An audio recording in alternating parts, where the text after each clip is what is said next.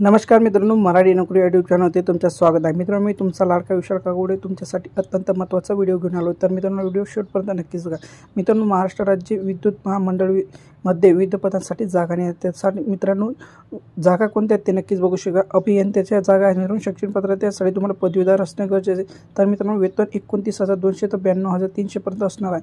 तर मित्रांनो, दुसरं पद आहे डिप्लोमा अभियंता, म्हणजे त्यासाठी सुद्धा तुम्हाला पदवीधर असणे गरजेचे आहे।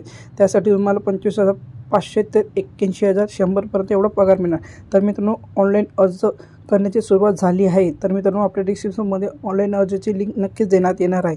तर मित्रांनो, याची सविस्तर माहिती आपल्या PDF मार्फत नक्कीच बघूया। चला तर मित्रांनो, व्हिडिओला सुरुवात करूया।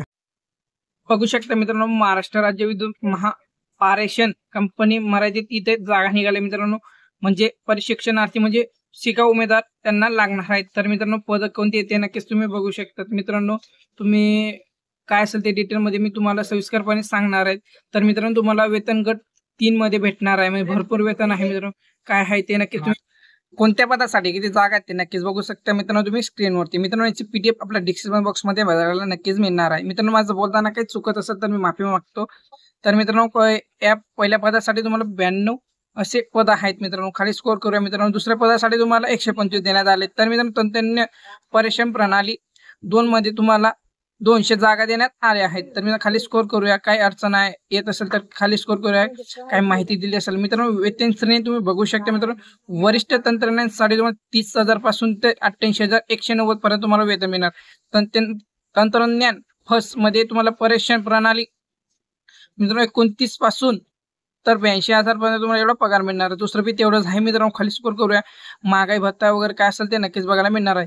याची PDF तुम्हाला आपल्या डिस्क्रिप्शन बॉक्समध्ये नक्कीच बघायला मिळणार आहे। शैक्षणिक पात्रता तुम्हाला शिकाऊ उमेदवार कारण तुमचे ITI वगैरे असणे गरजेचं आहे। तुमचं औद्योगिक डिप्लोमा वगैरे झाली असतील त्या विद्यार्थी नक्कीच चालणार आहेत।